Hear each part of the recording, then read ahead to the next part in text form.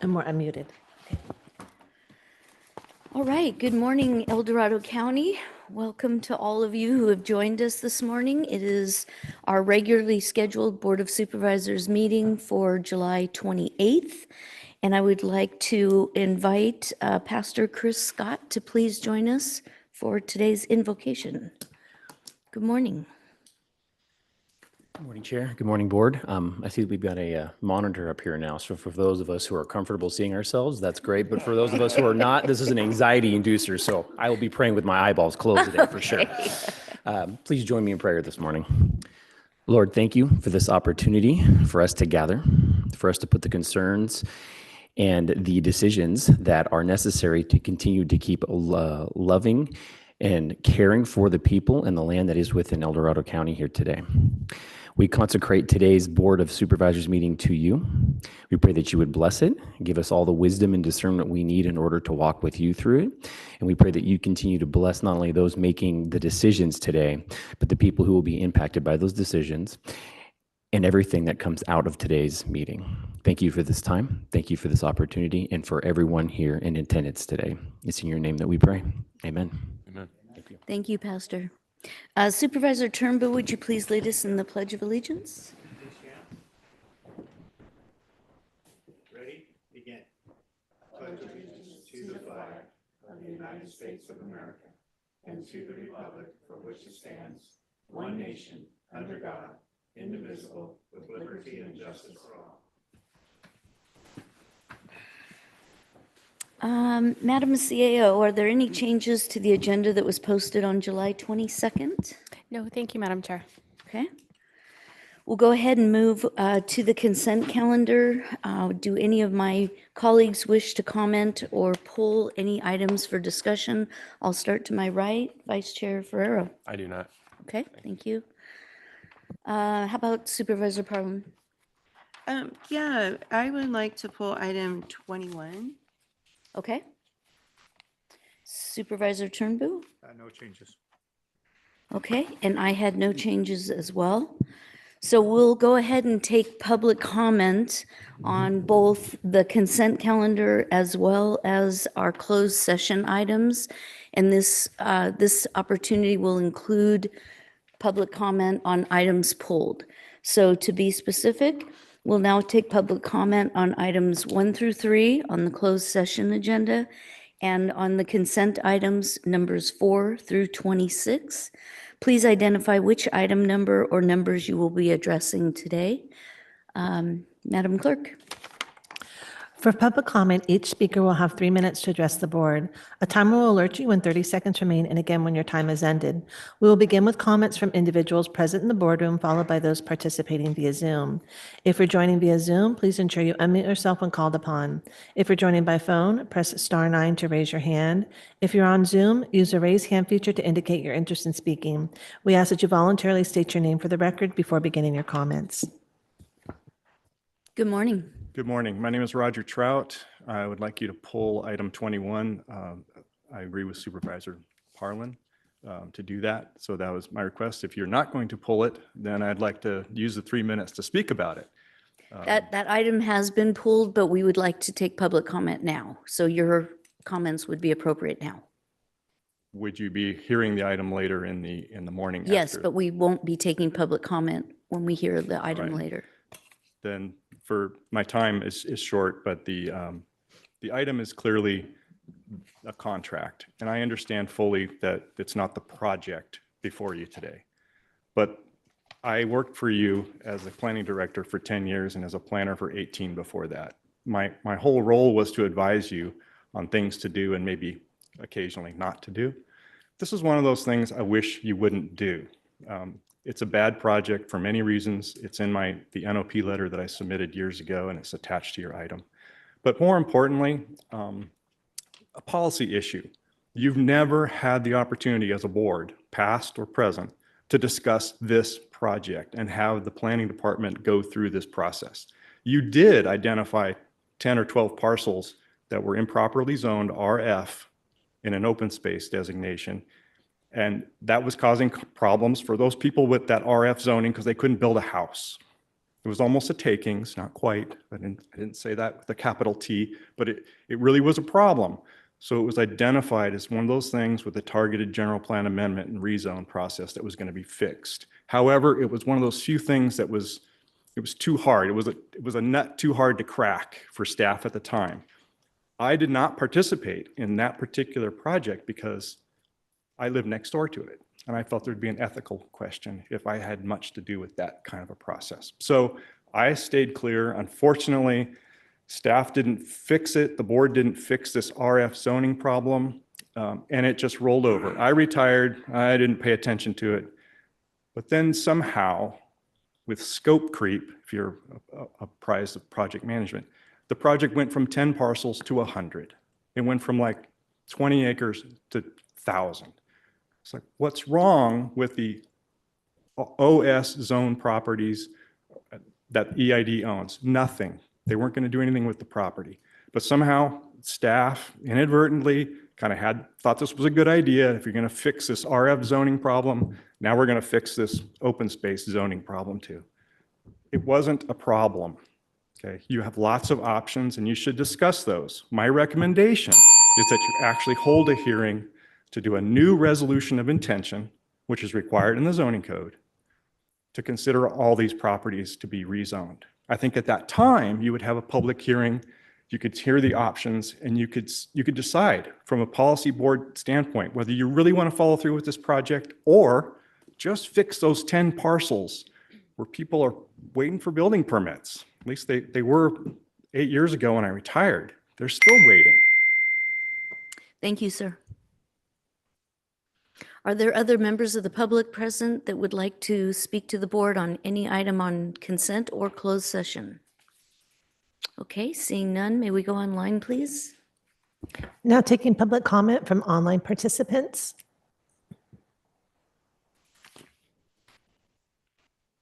There is no additional public comment. Okay, thank you. I'll go ahead and bring this item back to the board for action. Ms. Dawson, would you mind reading that into the record? Approval of the consent calendar with the following change. Poll item 21 for discussion. Note that Supervisor Veerkamp is absent. Thank you. Move. Thank you. Second. There's a motion and a second. Is there any discussion on the motion? All those in favor say aye. Aye. Any opposed? Motion passes 4-0 with Supervisor Veerkamp being absent. Thank you. We'll go ahead and take public comment now on all other agenda items. So to be specific, we will now be taking public comment on items 27 and 28. Ms. Dawson? For public comment, each speaker will have 3 minutes to address the board. A timer will alert you when 30 seconds remain and again when your time has ended. We'll begin with comments from individuals present in the boardroom, followed by those participating via Zoom. If you're joining via Zoom, please ensure you unmute yourself when called upon. If you're joining by phone, press star 9 to raise your hand. If you're on Zoom, use the raise hand feature to indicate your interest in speaking. We ask that you voluntarily state your name for the record before beginning your comments. Are there any members of the public that would like to address the board on item 27 or 28? Okay, seeing nobody in the room, may we go online, please? Now taking public comment from online participants. There's no public comment. Okay, thank you. All right, we'll go ahead and close public comment. And we do have item number 21 that has been pulled, but if it's okay with Supervisor Parlin, I'd like to go ahead and call up item 27 with regards to probation, and then we'll take up your item. Okay? Absolutely. Okay, great. Madam Clerk, may we read in item number 27, please? Item 27 comes from the Probation Department recommending the board receive a presentation on Probation Services Week. Good morning. Good morning, all. I am Michael Boyd, Deputy Chief Probation Officer, Delaware County Probation. I'd like to get the slides up. Just begin by saying thank you to the board for the opportunity to continue for your continued support of the Probation Department and public safety across the community. It's always an honor to have the opportunity to speak as we celebrate Probation Services Week.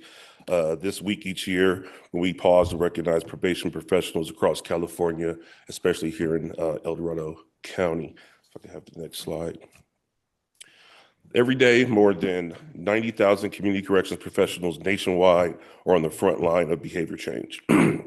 These are highly trained professionals leading in the innovation and use of evidence-based assessments, pretrial monitoring, and rehabilitation practices. We operate at the intersection of justice, behavioral health, victim services, and community service. Work that reduces incarceration, improves outcomes, and saves counties throughout the state millions of dollars. Next slide. At the heart of this, though, are the officers that work within the department. And what doesn't show in the spreadsheets is the work that they do. Our staff build bridges between clients, families, victims, and community partners. They model calm when someone is overwhelmed. They demonstrate fairness when someone expects judgment. They show consistency in moments when people need it most. This year's particular theme of Probation Services Week is Connected for Change, which captures the essence of our daily work. Every connection we make supports stability, accountability, and hope. In adult service particularly, you'll see that we supervise more than 1,000 felony cases across the county, and which includes specialized caseloads. These caseloads include domestic violence, veterans, DUI, sex offenses, and individuals with serious behavioral health needs. These assignments require advanced training and strong partnerships with the courts, community-based organizations, and our historic partners like the District Attorney's Office, the Sheriff's Department, Placerville PD, Health and Human Services, El Dorado Office of Ed, to name a few. Pretrial services continues to expand across the state, particularly within El Dorado County. We are seeing rates of compliance increase, and we are reducing unnecessary jail use and strengthening public safety. Within our juvenile division, every youth as we work with receives individualized assessments, family-focused support, and services coordinated through child welfare, behavioral health, and education partners. Whether a youth is in placement, returning home, or engaged in treatment, our purpose is the same. Accountability paired with opportunity, delivered with care, and a focus on long-term community safety. To close, probation is more than a public safety agency. It's a behavior change agency, a risk reduction, decrease recidivism in fundamentally. When probation works, people change. When people change, communities become safe. Your continued support allows us to innovate, strengthen our partnerships within the community, expand supervision capacity,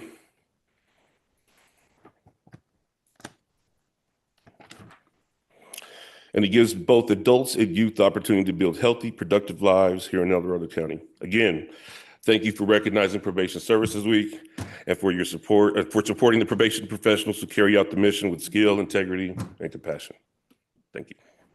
Thank you, sir. And I know personally, I've been very impressed with the probation department here in El Dorado County. My question is it normal that probation has the kind of mentality that El Dorado County presents?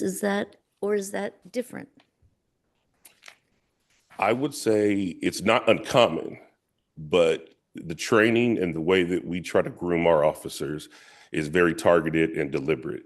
When I say that we try and create safer communities by changing individuals' lives, like I assure you, we take that very seriously within probation or El Dorado County probation. And that shows up in the training, that shows up in the culture we build, that shows up in how we talk as professionals about how we deal with each case. And mind you, on a case-by-case basis, these people have unique issues and they all need tailored interventions. And if you could just come inside our department and see the work, it'd be easy to answer your question because you would see how targeted the work, the mindset, and the way we go about each case is. I had the honor early in my time with El Dorado County to do a ride-along up in Tahoe, and I was absolutely struck by how much they cared, how they cared about the whole family. They certainly cared about the individual and trying to get them back on track. I've seen it. I've witnessed it. It's fabulous. Many times we talk about balance. You'll hear our officers say balance a lot. And that's the interest of public safety and the accountability that we know is required when someone commits an offense, they disrupt the public trust, they should be held accountable for that. Yeah. But for our particular roles in the system, when they come to us and they're on supervision for 2 to 5 years, what do we truly offer the community? That is for the touches, for the work, for the time that we spend, and for the tax dollars and for the general funds that we receive. What impact do we have over this time that we have someone under supervision? How much do we reduce recidivism in this particular individual? So when they return to the community, they return less likely to victimize their neighbor or anyone else in the community. And that's, in essence, what I think we offer to the community. Yeah, I agree. Questions, comments of my colleagues? Just a Mr. comment. Ferrero? As you may know, I spent a career in law enforcement, but up until working for El Dorado County, I didn't have the full grasp of the responsibilities that probation department undertakes, and it's a lot of them. You know, the biggest one is supervising people whose prior actions indicated that they don't deserve to live in our society. You know, but they've served their time, and it's your responsibility, as you said, to get them, hold them accountable and get them ramped up so they can integrate more with our society.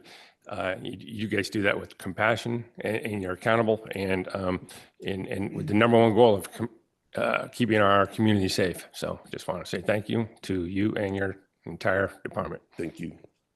Supervisor Turnbull? Yeah, I just want to say thank you. You know, I visited, you know, I had that once meeting every year with you guys, and all the stories that those people, what you guys have turned those lives around was amazing. It really is, working with people to change. And I just want to thank you for all of your hard work and what you've done, especially for the community. Appreciate it. Other questions, comments? Ditto. I mean, what else can I say? Just well done. Thank you. We really appreciate. And the constant changing in laws that we have to, you know, keep up with and everything. You guys are doing a fabulous job. And I know that the board's been very supportive with the staffing to do all of that. So just really appreciative. Thank you. And again, your support has always been influential on everything that we do. So thank you. Thank you. Thank you. And this was just a presentation, no action required. So let's go ahead and take the item that was pulled, item number 21. This comes from our Planning and Building Department. Madam Clerk, could you read this item into the record, please? Item 21 comes from Planning and Building Department, Planning Division, Long Range Planning Unit, recommending the board consider the following. 1, approve and authorize the chair to sign Amendment 1 to an agreement with ICF Environmental Incorporated for the provision of environmental planning services for the Texas Hill Reservoir Tank Line Parcel Rezone and General Plan Amendment Project, extending the term of the agreement by 2 years. And 2, approve and authorize the chair to sign amendment to the funding agreements. Thank you. I'd like to welcome our Director of Planning and Building, Ms. Gardner. Good morning. I have with me here Tom Purcell, who's very familiar with this project and will be speaking to you about it. And also on Zoom, we have Thea Graybill, who can chime in if there are some additional questions. Oh, good morning. Good morning. Testing. There you are. Yeah, again, Tom Purcell of Long Range Planning. I do want to thank you for this opportunity to share any information or answer any questions on behalf of Long Range Planning and this contract time extension before you. Just as presented, this item is for an EIR consultant contract time extension only. And that is a result of significant EIR processing delays for the county to complete required tribal consultations as required under the California Environmental Quality Act. So that is the primary reason why the delays caused a change in the timeline for the EIR processing contract, and that's why this item is before you today. So I'd be happy to answer any questions. Also on board is Thea and Director Garden if you have additional questions regarding public comments received or any other related items. Okay, I'll go ahead and turn to Supervisor Parlin, who pulled this item. Do you want to? Yeah, so the TGP GPZOU, the gift that keeps giving. You know, I honestly, I appreciated Mr. Trout sending in his letter because this is one project that I have also been kind of scratching my head. Why are we doing this beyond the 10 parcels? Things were rezoned during that I like to call it Lupu because it's easier to say. I'm going to call it Lupu. During Lupu, you know, parcels were rezoned and against a lot of questioning, I guess, by parcel owners and the public during that process, we said, could you make sure that we're not going to have, you know, unintended consequences? Because rezoning 30,000 parcels, some just in name, there's consequences. And this was one of them that I'm not sure it was done well, and maybe we should have done it differently. Maybe it should have been pulled out separate instead of wrapped into that 30,000 parcels. But now here we are. And if I understand correctly, you know, 10 of them have houses on them currently. Is that what we're saying? Or why are these 10 separate? Why are these 10 different than the rest of them? And why is the county doing this? Why isn't EID taking on the full cost? I think I've asked that before. Technically, I guess, because Lupu was approved and it wasn't an error. I mean, it was intentional by the board at that time. So why is the county on the hook for any of this? And why are we doing beyond the 10 parcels? I think those are fair questions. And can we take a pause and not renew this and relook at the scope to make sure we haven't had scope creep? Because that's real. That does happen sometimes, just unintentionally in conversations. We start getting bigger. So help me out with all of this and what are our paths forward? Can I ask a quick question of County Council right here for a moment? You know, the item before us is the extension itself, but there are bigger questions. And is it appropriate? Can we take it at this time, or do we have to bring this back to be re-agendized? Yeah, thank you for asking the question. I mean, I think that there's obviously some level of discussion about the larger project that bears on your decision to extend the contract today. Yeah. However, I think if either expands into or if there's a desire to have a broader conversation about the project itself, I do think that should be a subsequent item. And if that's the board's desire, and I'm sure Director Garner can inform you as to some of your options, I do just want to point out that this particular contract, I believe, would otherwise expire prior to your next scheduled board meeting. So I'm just going to throw out an option for you to kind of noodle over as you're having further discussion, and that might be to approve the amendment as presented to you, but perhaps give staff some direction to perhaps, as you just said, Supervisor Parlin, pause the work pending some further discussion with the board, if that in fact is what the board wants to do. But I will just say that if the board allows the contract to expire, just logistically, it will get challenging to re-engage the consultant. And so you may be able to kind of get the best of both worlds if that is something the board desires to do. Okay. But thank you, Supervisor Lane, for asking me that, because I do think that the broader conversation is really not what is set up in today's agenda. Okay. And then maybe you can just help me if you feel like we're going a little too far. But some good questions were asked. I'm new to the board, relatively new, so there are questions I'd love to hear too. Yeah, I'll chime in here. And first of all, this has been a very long ongoing project, and but staff is really following previous board direction. So in 2020, board gave staff direction to include those additional parcels. And I don't have the full history to explain, exactly what the conversation was, but that is on record. And that was just the 10 parcels. Yeah. So the board absolutely has the option to reconsider and give new direction if they so choose. And, that can happen in a variety of ways. We can make it a little more formal and direction to return with a new ROI, or just maybe have a discussion before that, so we know the direction that the board wants to go.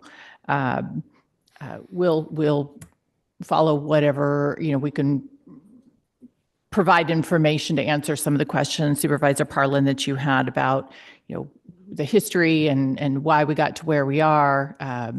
But I agree with our county council in that we would recommend approving this and extending that contract for time, giving us direction to pause and come back. Because if the contract expires and we do choose to go forward in some fashion, then we kind of have to start all the way over again, and there'll be additional expenses that we would not otherwise incur. Got it. Okay, thank you. More questions? No, I like that. And also I want to acknowledge that Supervisor Veerkamp's not here and this is in his district. So I want, that totally, we shouldn't be taking any drastic action. It's just that this happens to be on the agenda today and we needed to know if we could pause things or whatever so we can have a more in-depth conversation. So I do like that idea of approving it so that we have the continuity of the contract, but then asking staff to pause any, forward-moving work until we have this conversation about what's really, so we all have a really deep understanding. Because, this started in 2015, really, with the TG Lupu approval. I can't say it, it's a tongue twister. So, County Council, if that is, what you would recommend for our thoughts right now, I think that's smart. Yeah, I think that, that I think is an option. If I could just maybe add, one bit of clarification to some comments that were made earlier, because I don't think it's entirely accurate to say that the board didn't have a discussion about the scope of the project.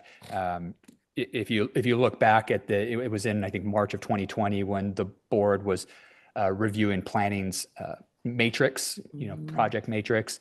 And one of the new items that was added was a discussion about the larger rezone potential for the Texas Hill area. And so that was discussed at that point. I just want to make sure that the board understands it's not as if that this was just some, staff on a whim has decided to expand the scope of the project. There was some board direction to do that. And and that also included discussion about including the EID parcels in that and about potential cost sharing with EID for the inclusion of their parcels. So I'm not trying to say this to dissuade you from a further conversation, because there still could be value in it. But I do think it's important for the board and the public to understand that there had been some prior board discussion. Again, perfectly fair to have that discussion given new information and new circumstances. But I just wanted everyone to understand that there was some discussion of this previous. Yeah, and I appreciate that because, I was on the board then in 2020. I'm trying to remember, I can't remember, honestly, our conversation. I have to go back and watch the video, which I have not done yet.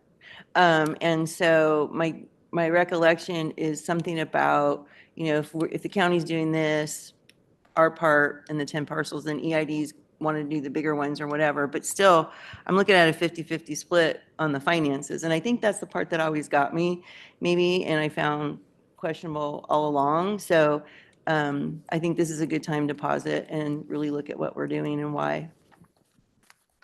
Excellent. Other questions, comments? Especially with history, and I would like to pause it myself. And I think we need the input from Veerkamp. I wasn't on the board at that particular time, but there's a lot of history on this particular project. So I would like to postpone it right now. So if we pause, okay, this is very confusing. And I actually talked to Brian about this to get some clarifying info. And I agree with you that anything, a significant decision, he should be here. Absolutely. So, but if we pause it, are we approving to continue on with the contract and then halting everything thereafter? Yeah. Okay, Yeah, like, I was that, like approve the contract so that we have that continuity no matter what direction we go, but then directing staff to pause any work until we have another agenda item to really talk through and understand the nuts and bolts. Sounds good to me. I think that's really smart. I want to clarify too. So where we're at in the process is the environmental review, which of course is looking at the current scope, right? But you can always do less. You've analyzed it environmentally for this. If you do something less impactful, you can still use that environmental document that you've created. So I just want to clarify that. Okay. Is the environment? Go ahead, you got the floor. Push my button. Is the environmental review considering just the 10 parcels or the entire project? The entire, The entire currently, okay, all right. This is Thea Graybill here online. I just wanted to further clarify exactly, kind of just spell out exactly where we are in the environmental review process. So, you know, as Mr. Trout identified in his public comment, we have, you know, we went through scoping, which is required in an EIR, which is being proposed for this project. Right now, staff is finished reviewing an administrative draft, and the consultant is working on addressing our comments on that administrative draft. Then they will produce a screen check draft, ICF, once we're able to move forward. And then there will be an additional public comment period where the public will be able to review that public draft. And so that's just where we are in the kind of in the CEQA process for the environmental review. And so, as Karen noted, you know, we have a proposed project, but there are alternatives that we are analyzing, which all kind of speak to the scope of the project. So just because we have a scope of work with ICF, our consultant, that's one thing. We are still reviewing the proposed project and working through the alternatives within the environmental review process. Thank you, Ms. Graybill. That's really helpful information. But if it's the whole 30,000 parcels, is one of the alternatives to look at making additional parcels that are currently in open space residentially zoned?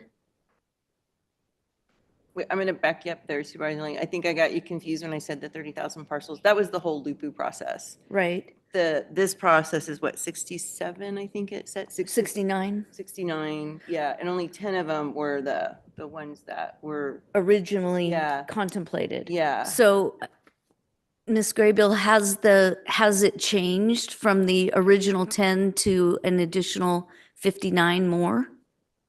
Or is that just an alternative? So and maybe Tom can speak to this in greater detail, but we're going off of the board direction that we received in March of 2020, which includes, Tom, remind me how many parcels that is? Correct. So the board direction was to rezone all of the parcels within the Texas Hill Take Line that were zoned that were designated in the general plan as open space and rezoned either recreational facility or I think open space, just to look at essentially correcting a zoning map. The map from 2015 prior, based on conversations with the El Dorado Irrigation District, that they had no longer had any foreseeable plans to construct a Texas Hill Reservoir at that site. So, I mean, so they were looking at in 2020 as the valley as a whole, if you will, not just parcel by parcel, just anything within that take line or that potential reservoir boundary.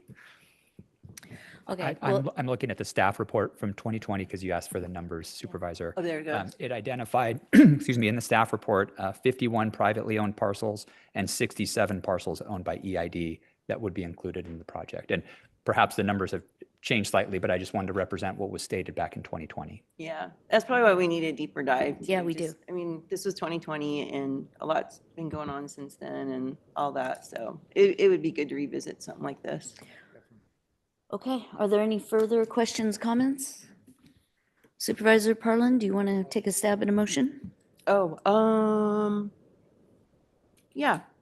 So it would be to approve the item as presented by staff, adding direction to bring back an item to explore options and what's the right word? ROI? Well, I think that we just explore options because give a presentation so that we have a better understanding of the project is really what I don't know how to say that in a motion, but that's the direction is we need a presentation to better understand the project, I think, and then options with it. If we want to just carry on, change course, outline those options with that item. Okay, there's I have a sentence I've motion. Yes, crafted that I Ms. can send to Kim. Yay, if you're okay somebody with it. crafted a sentence. Thank Um, you. So keeping the first two items as they are presented by Yep. staff, plus direct staff to pause work on the Texas Hill Reservoir Take Line parcel rezone and general plan amendment project pending a presentation to the board on the project. Okay. Does And that then work? And then, in that you can provide direction when it comes back if you want to, following the presentation. okay. And it would be nice though with the presentation that we are given options though. I always appreciate when we're given options in presentations instead of us making it up. So there's a motion. Is there a second? I'll second it. There's a motion and a second, so we can discuss the motion further if you want to. Oh, or okay, Further sorry. comments? It's okay. Yeah. No, I think the CAO captured it pretty well, as long as it has options for us. We struggle when we don't have options before us, then we make stuff up on the dais, and that's never good. Okay. Any questions from planning and building? You good? Okay. There's a motion and a second. Further discussion on the motion? Seeing none, all those in favor say aye. Aye. Any opposed? Motion passes 4-0 with Supervisor Vera being absent. Okay, great. The item that we have regarding the film ordinance is time certain not to be heard prior to 10 a.m. So I think we could adjourn into closed session and knock out a couple of those items. County Council, would you like to? Yes, thank you, Madam Chair. Adjourn us. The board will recess into closed session to hear items 1 through 3 as specified on the agenda.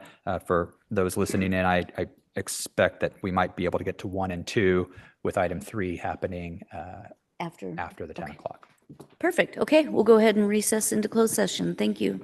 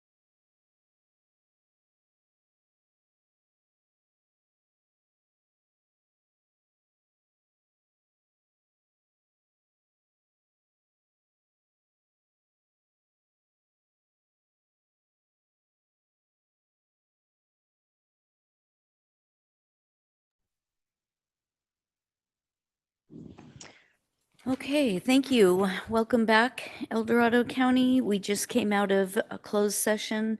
County Council, do we have anything to report out? Thank you, Madam Chair. The board heard items 1 and 2, and there is no action to report out. Okay, thank you. All right, we're going to move on to our department matter, time certain, not to be heard prior to 10 a.m. And I'd like to ask the clerk of the board to read item 28 into the record. Item 28 comes from Planning and Building Department, Economic Development Division, recommending the board, 1, receive and file an annual report on the film permit activity, 2, approve and authorize the chair to sign an amendment to the memorandum of understanding with the El Dorado County Chamber of Commerce for the provision of film officer services, and 3, provide direction to staff to identify additional ways to structure the program to align with film industry standards and best practices, including fees, and explore alternative avenues for funding film commissioner activities. Thank you, and welcome back, Ms. Garner, our Director of Planning and Building. We're getting our money's worth out of you today. Absolutely. Thank you for having me here. And Kim, do you have this presentation? I didn't check whether that was sent to you or not.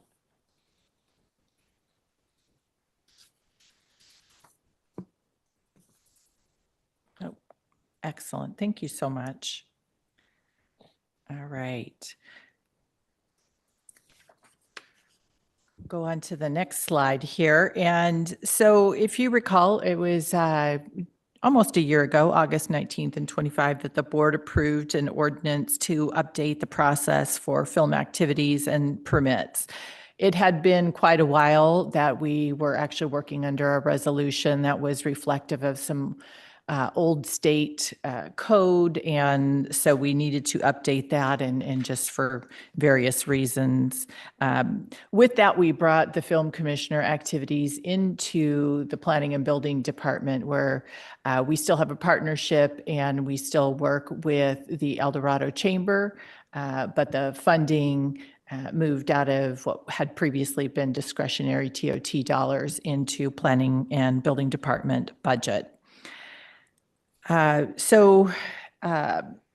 we updated that ordinance to comply with current state code requirements, and we re-looked at how we issue permits for motion picture, television, digital media, basically all the things that the film commissioner takes a look at. And if you recall, we also made sure to specifically exclude family photography. So we do not charge permit fees if someone goes out to one of our parks to do family photos or senior pictures. We do not charge for that.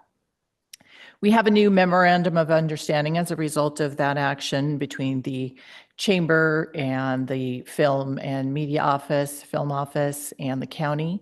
And that really clarified the obligations of each of those parties and established the film permit fees and how we collect data on this. We also separately, through action by the board, adopted new permit fee schedule. All right, so next slide. We're very fortunate to have Kathleen Dodge as our film commissioner for El Dorado County. And Kathleen has served in that role since 1993 and does just an amazing job bringing film and media activity to this county. And attachment D in the staff report lists over the past year all the activities that she has been a part of. And so one of the things I've learned about Kathleen as I've gotten to know her and work with her a little more closely is that she's really a connector. So she knows the film industry inside and out, but she also has established great relationships with our local businesses. So anytime these productions come into our county, she's working with them to find out what their needs are, and then going to our local businesses to fulfill those needs. So I just can't emphasize that enough of what a key role she plays with that. So, not only she built up that over these years, built up that those relationships with the film industry, but she's built that relationship with our local businesses. All right, next slide, please. I want to highlight, I think, even though we do have some data, I want to highlight a particular project that is actually may still be wrapping up here in the county and just give that as an example, because I think it really better explains how the economics of a film production works. So Gold Mountain is a big production that is being directed by Ang Lee, who's a two-time Oscar winner. And it's being shot, majority of it actually in El Dorado County, also some in Placer and some in Sacramento County. That's typically how a lot of these productions work, that they just need certain things, sites, and so sometimes that spreads out beyond just our county. So this particular film had about a $30 million budget, and a big chunk of that has been spent in El Dorado County. They actually do hire a lot of local talent, including, a lot of the trades, so camera crews, sound engineers, caterers, as well as using local goods and services. So they rent equipment from local equipment rental shops. They buy construction materials. They stay in local hotels and Airbnbs. And I'll just put in a plug. This is why, we really need to focus efforts on getting more hotels in our county so that we can retain folks that come in for film production. This particular film also did a casting call for hiring extras, and I believe it was over 1,000 people as extras. So there was a lot of media buzz about that and a lot of excitement for people to be able to go and try out to be extras in this film. The main production of Gold Mountain has been at a private ranch in the South County, and they are actually leasing and paying that property owner for use of their property. This production also rented warehouse space in El Dorado Hills Business Park, where they constructed an indoor set that they're using for the film. With that meant they're spending money on set materials to build those sets, meals, lodging. They actually pay their crews and talent per diem. So they, every day give them money to go out and spend on meals and so forth. And they're paying rent to that warehouse owner in the El Dorado Hills Business Park. They also rented office space in the El Dorado Hills Town Center for some of the administrative functions. And so they're spending money on things like office supplies, again, meals, lodging for the administrative staff, and paying rent to El Dorado Hills Town Center. I can't verify for sure that they're actually paying rent. It may have been voluntary on the part of El Dorado Hills Town Center, but they recognize that value of if they have these folks in their office and it's lunch break, they're going to be patronizing the local restaurants there in the town center. Also had heard that this particular production spent almost $500,000 at Burco Lumber just to build the sets. Burco Lumber is, we have one in El Dorado Hills, there's some others, but, again, spending money at a local business to film and do all the activities related to this film. This film already, because of who the director is, there's already talk about, Oscars and this could be an Oscar contender, which is a great thing to have if you can tout that, an Oscar award-winning film was shot in your county. It actually does attract tourists. People do like to go see where films were shot, whatever some of their favorite films were.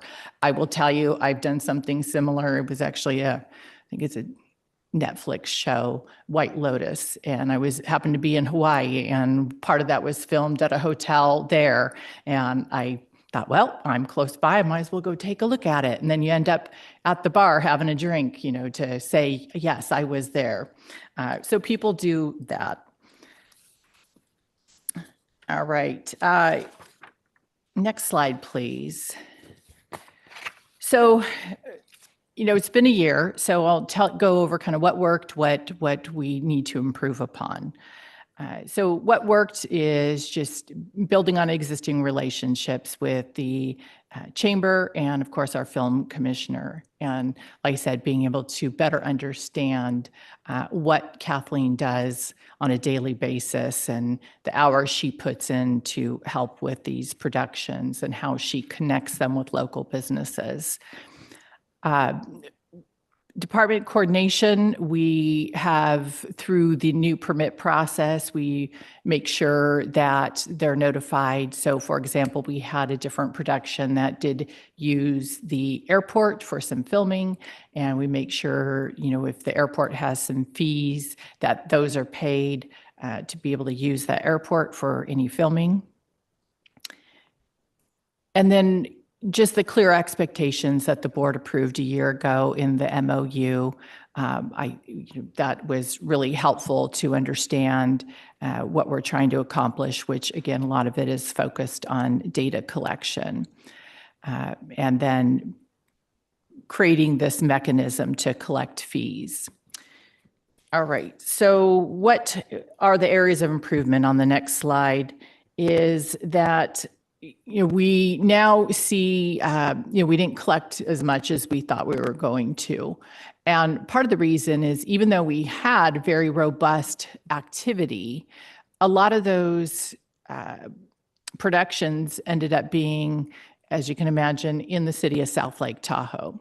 And because they're in the city of South Lake Tahoe, they're not county property. A lot of our fees are based on productions that occur on county-owned or maintained property. So if they're on private property, if they're in the city of South Lake Tahoe or a city of Placerville, we're not collecting those fees. And then we're also taking a look at the scale of the fees and making sure they match with the level of effort. So as you can imagine, a big production like Gold Mountain requires a lot of Kathleen's time and energy.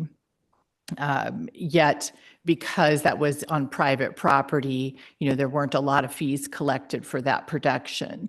So we're considering, is there a different model out there that can more closely align those efforts? For example, is there a way that we can perhaps collect fees, even if it's not on county-owned property? If it's on private property within the county, maybe there is some fee we can still collect because they're certainly still using Kathleen's time. Regional benefits, as I mentioned, and this is common that, very rarely for a larger project, are they just going to be in your county? Sometimes you get that, but not always. But the great news is Kathleen has excellent relationships also with our other film commissioners in the area. And so they talk and communicate on a regular basis. And they all understand and realize that if they work together and make it easy for the production, that is far better than them working against each other. And then that film crew deciding, you know what, this isn't worth it, I'm going elsewhere, and end up in a completely different location. And sometimes, goods and services are procured outside the county. I think we can, as we get economic development staff on board, look at that and work with Kathleen even more closely to make sure, as it was, I know Kathleen called me a couple of times and just so happened the questions she would ask, oh, do I know someone who can do this or provide that? I happen to have contacts for her. But again, hotels is probably the number one thing that I see where, gosh darn it, if we just had some additional hotels, particularly in the El Dorado Hills area, that could accommodate some of these film crews and talent, that would be excellent.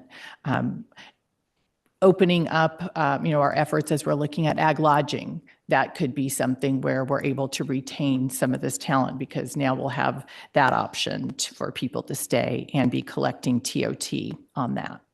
And then data gathering, we're getting better at it. It's been a little bit of a bumpy ride, just us on my staff side trying to better understand how film production works, and on Kathleen's side trying to understand what we, the county, need. So we're continuing to work on the data collection, and the goal is really to show a clear line between the money spent on these films and how that benefits the county.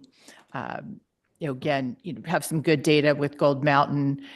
We'll run those numbers and try and determine exactly, or at least not exactly, but get a better idea of how much TOT we collected in the county as a result of that particular production, or how much sales tax.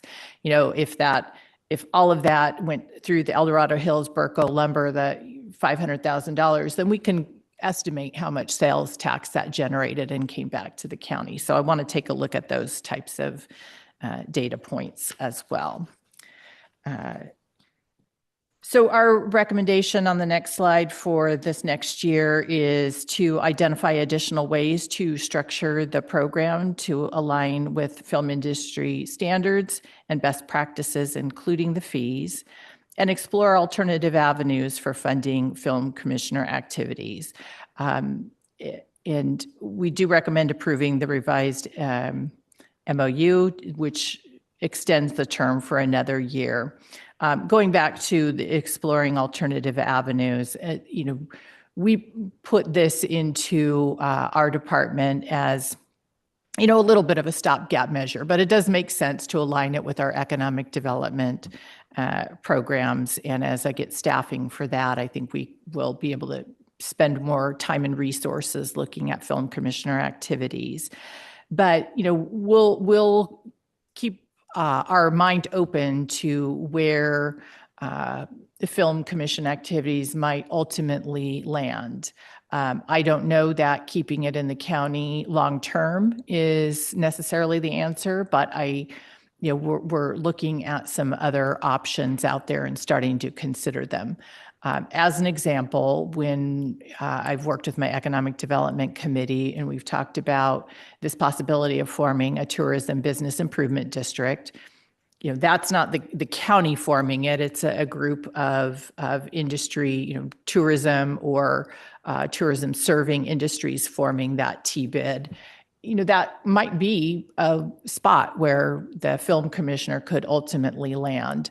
They've talked about with that, TBID that they would have tourism related activities under that umbrella and even expand upon beyond what those they're doing now and expand their tourism activities under the TBID. So maybe that's a place it could go eventually. It's just obviously we're not there yet, but it's something I'm going to keep on my list to keep taking a look at.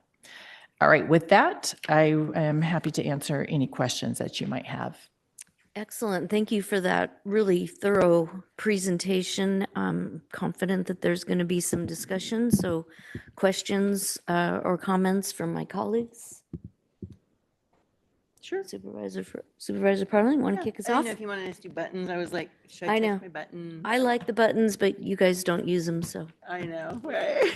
And then when I do use it, that's the moment that you're not That I looking don't at it. look, yeah, I Like, know. It's a We have a trick. little disconnect here. Yeah, no, it's fine. No, thank you for the update. Really appreciate it. And that we have the MOU in place now. I think that things are more clear. That's kind of what we were trying to establish with that. I'm looking at the and attachment D is the annual quarterly reporting information there.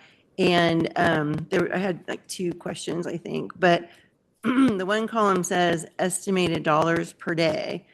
Ooh, what is that? What dollars? So that is the spending of that particular production. Okay, What that's what they I- have told us, hey, it's going to cost us this much money. And then, they usually give us a total and then we're going to be there filming for 1 day or we're going to be there filming for 5 days. And then we Okay. split it that So way. I kind of assumed that, but I just thought I better, because I didn't see it explained anywhere. So that's really informative and really super helpful. And then I think that the other thing that I really like seeing in here is with the location, where it has, the city, state parks, so many of the things happen at state parks, it turns out. And the county doesn't get a fee for that, right? The state parks could potentially. And so I'm looking through the list here on this first page, I think chamber quarterly reporting, July 20. Okay, so I think this is for the full year on this page. But I'm looking down it and I think the only one that's county property and maybe I'm reading it wrong, was the Georgetown Airport. Way to go, Georgetown. That's impressive. And I saw some social media about it or something afterward, of course. And people were saying how cool they thought that the shooting went. So hopefully we'll see that somewhere. I'm not familiar with Adventure Garage, but it sounded fun. I don't know. So thank you. I really am appreciating the data that we just weren't really capturing before. So this is great. And I think that that's part of the MOU, right? That says the data. Okay. So I'm glad we've gone in this direction. And I'm just going to ask it because you brought it up, Karen. But, you know, when we see productions, especially movies, you know, and those of us that sit to the credits to the end, I just love doing that for some reason. I don't know why. And always looking for, you know, our name, and especially on this Gold Mountain one. Is El Dorado County, what's going to be there to say this was in El Dorado County? What words are going to be there? I will find out for you to see how that. Because if you remember, Yep. we all Oh, watched yeah. that one movie and sat to the end, and the words weren't there. And I went, I watched this movie to wait and see to see our county mentioned, and it wasn't. So Yeah. I just think that that's critical if we're going to say that that's important for getting people to go there. Because sometimes you watch a movie and you're surprised at where it's filmed by the landscape. So I just think that that would be great. And then you also mentioned the hotels. And when is that El Dorado Hills Hotel going to get opened? It's like, what the? That's definitely an offline conversation. It is, I know, but I'm just like, come on, man, because I feel like there's, and then of course we approved the one on Missouri Flat, and it's like, I've seen some trees cleared, but that's about it. So it's not that we haven't approved and want some of these things, it's just takes a while. So, and then the big one, and, you know, I don't know, it's not really to put this on Kathleen, because Kathleen, we love you and appreciate you, don't get me wrong, but we always talk about this with any position, succession planning. And we brought it up last time. I'm going to bring it up again because you're a one-man show pretty much. And who's coming in behind you? Someday you will retire, or all of that. And so we ask that question anytime we review a program. So I haven't heard that that's been looked at, but it definitely needs to be part of it because nobody works forever. Some people need to retire. Yeah. And actually, you know, we took that to heart, and Kathleen and I have had some pretty detailed discussions about what that might look like. I think the first step is getting my economic development staff on board, and, you know, that being one other position that would understand what she does and how she does it. But there are some other models that we have talked about and looked at as well. Perfect. Appreciate that. And just thank you, Kathleen. Everything I hear anywhere is always so positive, and you know, you're out there bringing things to the county. And I hope you appreciate having the MOU just as much as we do to provide that clarity. All those questions over the years that we just didn't have answers to. I feel we've got this down really well now. So thank you. Other questions, comments? Supervisor Ferrero, thank you for pushing your He pushed a button. button. Thank you. Just a couple of questions. Like, I'm on attachment D as well. I'm looking at Gold Mountain. It says approximately 200 rooms. Is there any way to identify how many of those rooms are in El Dorado County versus Folsom or Sac? And if we can't, how hard would that be to do in the future? Yeah, I know Kathleen has worked to try and get that information, and I'm not going to, you know, say this with any level of certainty, but I believe there's been kind of a combination of Airbnb rentals for, you know, some of the regular talent, you know, that is there longer term versus some of the shorter term people end up in hotels and frankly, end up in Folsom hotels because that's what's available. I will tell you, I know for a fact, Kathleen did reach out to the hotel that's under construction, before this film came in and said, when are you going to be open? I can guarantee you this many rooms if you get open in time, and that didn't happen. But it wasn't for lack of effort on her part to try and make that happen. And, when it does open, that'll definitely be very helpful in retaining some of those room nights in El Dorado County. Yeah. And then one other question. If there's a film or something shot, commercial shot, let's just say Emerald Bay in a state park, is Kathleen involved in that permit? Do we permit that, or is that permitted through the county or through the state? I'm sorry. Or and same can apply for private property as well. Yeah. So, and Kathleen might be able to better answer this, but other entities have their own film permit process. So I don't know what the state parks is, but let's just assume now they have some permit process. We, if it's not using any county property, we know about it. She's usually still working with them and providing them services. We're trying to gather that data.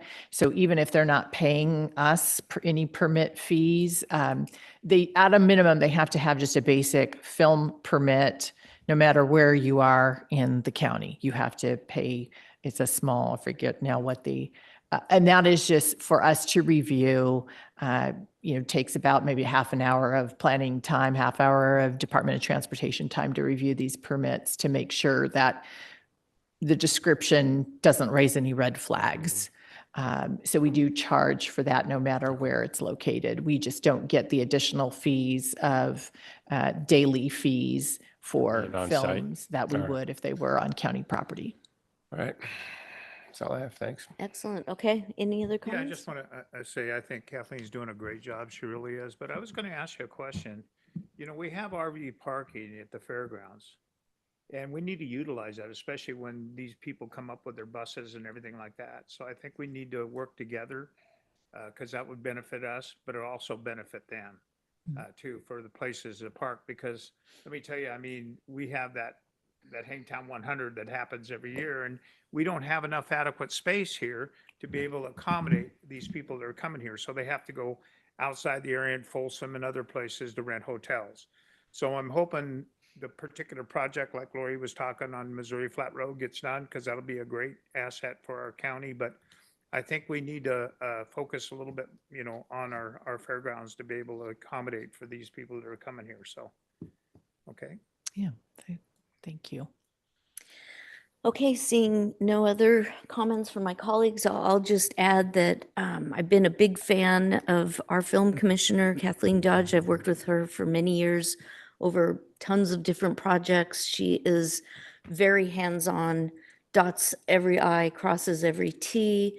I think that is, another, Tahoe's always going to be a film destination.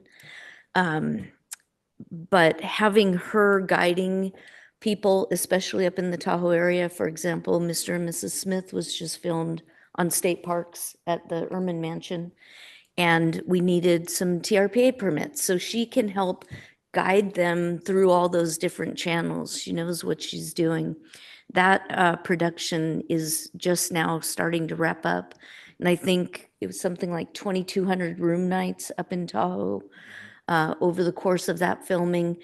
I talked to the gentleman who's in charge of state parks up there, and I said, hey, I heard that there's going to be a contribution to the mansion of around $250,000. And he said, no, more than that. So, the benefits that come around, not to mention the fact that it's just fun to say, oh, the Bodyguard was filmed at Fallen Leaf, or, to your point, I hope we never get those double-decker buses that take people all around Tahoe to show them all the spots. But it is a nice little bragging right. But I do think also that we need to solidify our support of the Film Commission if we're going to continue to do that. These 1 year, it doesn't give people a lot of security that what they're doing is going to last. I would like to see them land somewhere, as you were pointing out, Ms. Gardner, where it makes sense. I've even thought about some agencies up in Tahoe that it would make sense to maybe pair this with. So those are some things I'm willing to look at and work with you, Ms. Gardner, to see if there's an appetite for some of that. But $150,000 is just pennies compared to the benefits. And I'd like to see this move into a more secure position for everybody. And then certainly succession planning is important as well. But right now, we have a person that's giving a lot of energy and time and doesn't know if she's going to have a job in a year. That's not right. So those are just my two cents on that. This item before us is a contract to renew for another year. And so if there's no further discussion, would somebody want to make a motion? I'll move the item. Second. Okay, there's a motion and a second. Any further discussion on the motion? Okay, all those in favor say aye. Aye. Any opposed? Motion passes 4-0 with Supervisor Veerkamp being absent. All right, thank you. I think with that, then we will go ahead and move back to our final closed session item. Thank you. Congratulations. Thank you for being here. We'll go back and move into our final closed session item. I anticipate that we will then break for lunch and we'll come back for our 1 o'clock open forum and wrap up the meeting. Okay, we'll recess into closed session.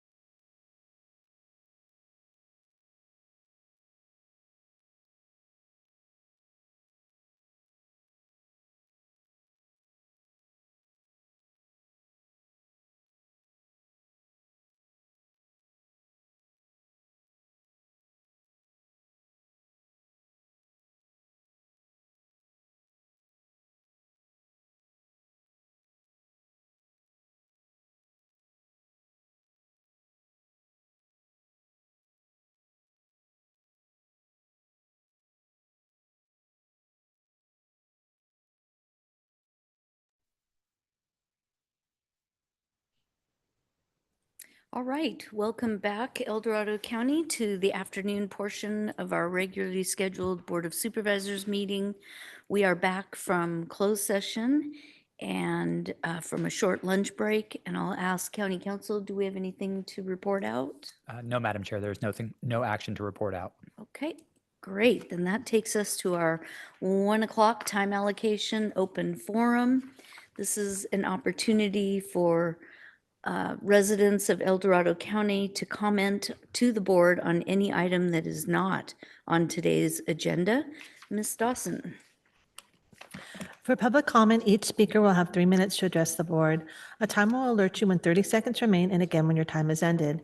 We will begin with comments from individuals present in the boardroom, followed by those participating via Zoom. If you're joining via Zoom, please ensure you unmute yourself when called upon. If you're joining by phone, press *9 to raise your hand. If you're on Zoom, use the raise hand feature to indicate your interest in speaking.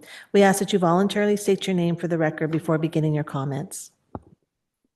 Thank you. Are there members of the public that would like to address the board at this time? Please come forward. Good afternoon. Good Board of afternoon. Supervisors, Chair.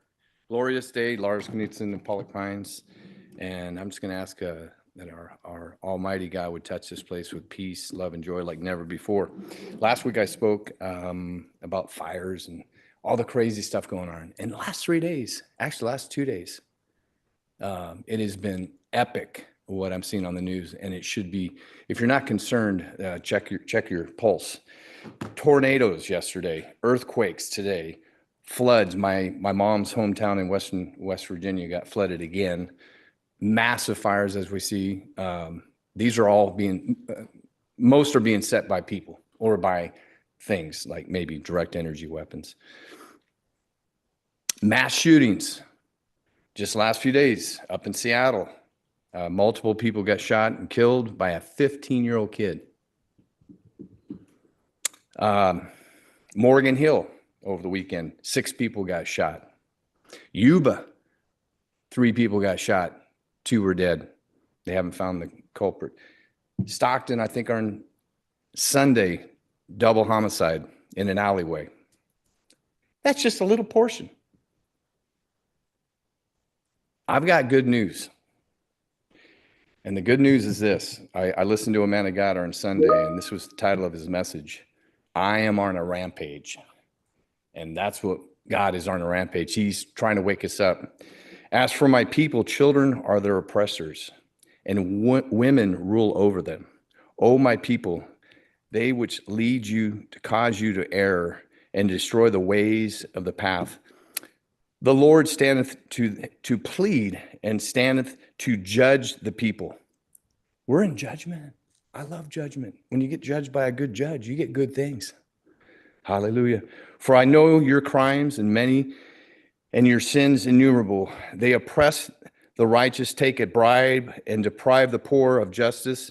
At the gate, therefore, the wise man will keep silent in the time that the days are evil. Seek good and not evil, so that you may live, and the Lord, the God of hosts, will be with you as you have claimed. Hate evil, love good, establish judgment in the gate, and the Lord of hosts will be gracious to you and the remnant of Joseph. If you don't know the Lord Jesus, it's time to repent. He's our only hope. Romans, do not take revenge, my dear friends, but leave room for God, his wrath. For it is written, it is mine to avenge, and I will repay, says the Lord. Be angry at sin and immorality and injustice and ungodly, yet do not sin. Do not let your anger cause you to shame, nor allow it to last until the sun goes down. Peace, love, and joy. Thank you. Seeing no other people in the room, may we go online, please? Now taking public comment from online participants.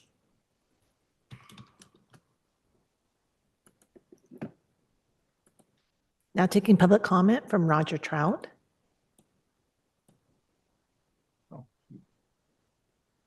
Hello, this is Roger Trout. Thank you for item 21 this morning.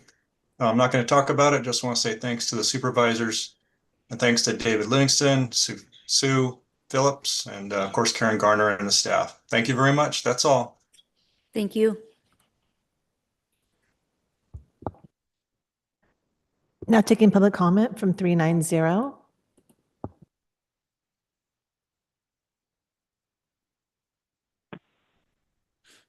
Good afternoon, board. This is Ken Greenwood from out in the Triple Junction. Speaking of which, Sly Park Road, still got some loose gravel there. Glad I'm not on a motorcycle, but they got signs out there. Anyway, still here we are almost a week out, and there is no new lane lines painted on the road, which is okay for most people, but a lot of people, whatever, a lot of people don't understand how to stay in their own lane, even when there's lines, but without the lines, they're finding it incredibly difficult. Also, the inboard ditches they've all gotten filled up with the excess gravel, the chip seal gravel, and your road crew did a great job of cleaning those ditches out. But now, after the construction, there's still lots of leftover construction material, mostly chip seal, off into the ditches, and it's going to cause flow line problems once it starts raining again. And it just seems a shame that it was done in the order that it was done. They should come back in and finish up with clearing the ditches after all the construction work has been done. Item 2, CAL FIRE is doing your escrow inspections under OWAPR, etc. Recent experience with this from my neighbor illustrated that CAL FIRE is not really doing a very good job of recognizing the problems. I guess they're just trying to be nice people or something, but within the 100-foot zone, there's still, to this property, there's still all kinds of issues. Ground to crown fuel loading that should have been addressed by the inspection, but was not. Access, driveway, well, there's the problem. The standards don't apply to roadways, oddly. So if you're gaining access from and sharing access with other people, there's no requirements or even, what's the word? Anyway, to clear the roads, give it the 15-foot vertical and 10-foot horizontal required by driveways. We need to look at that seriously. By the way, Seattle's a mess. And proof democratic socialism doesn't work. Thank you. Thank you very much. Thank you. Now taking public comment from 525.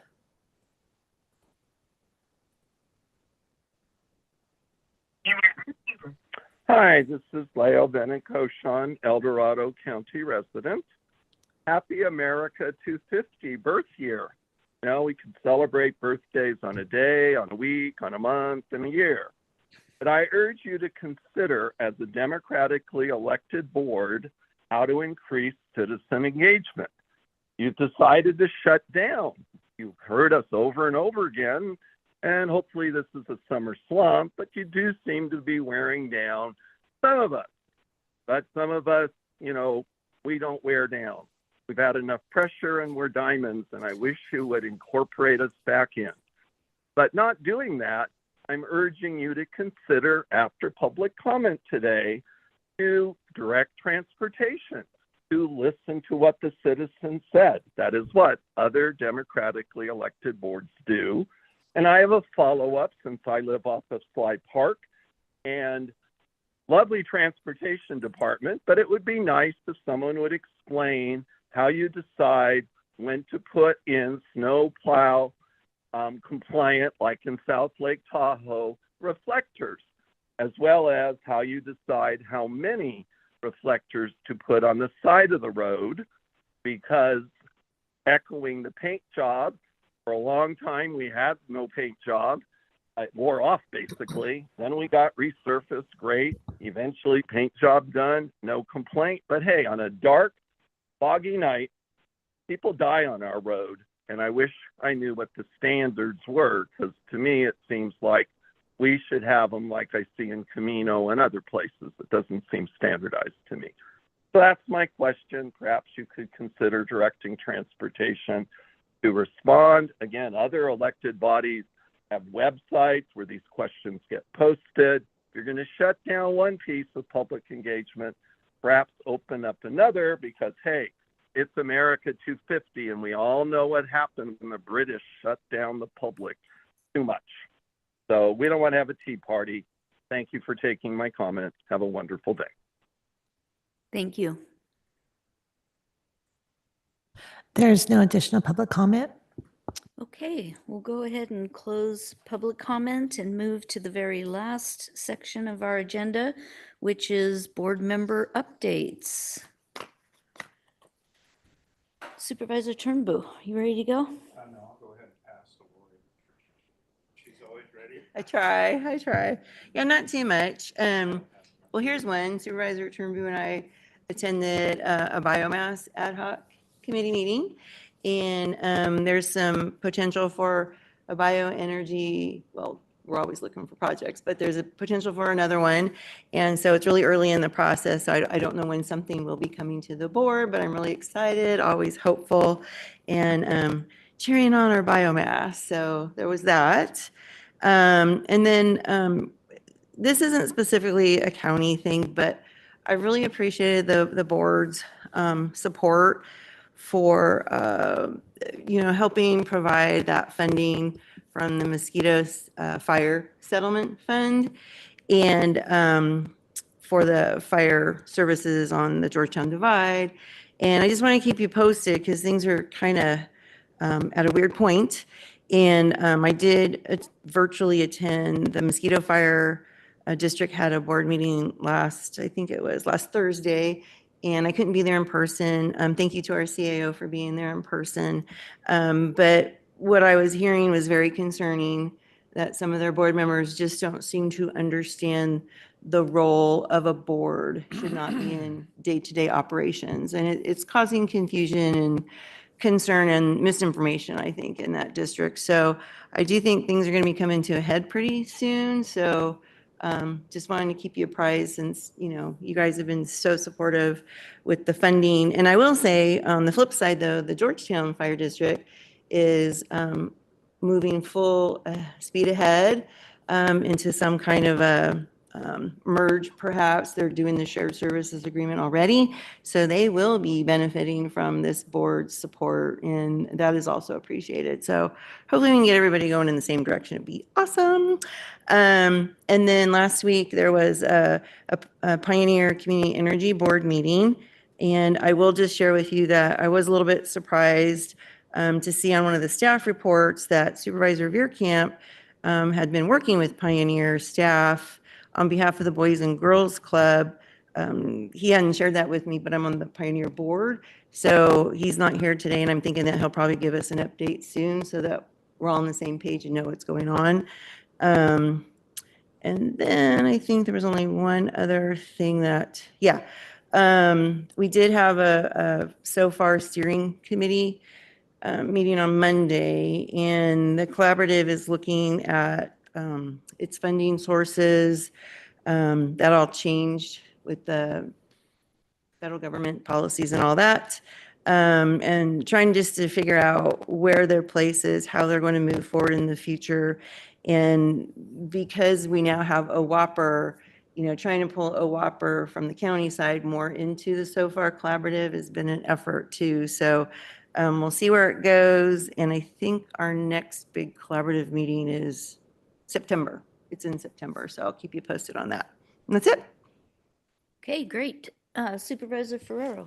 Just one thing, I met with our interim ag commissioner, specifically about the glassy wing sharpshooter, and we are losing the battle.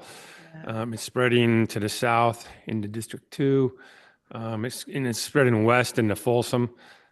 Surprisingly, and I guess fortunately, it's not spreading up the hill yet. But they're attributing the spread to non-compliance for the eradication. They're not getting, right now it's voluntary. And I believe there's over 2,000 residents that have not submitted to it, predominantly in Serrano area. So I believe at our next meeting, we're bringing an item to our board for us to consider some type of mandatory eradication. So more to come on that, but I think we're seeking another $1 million grant from the state. Fortunately, the state's been funding this. We're over 5 million so far.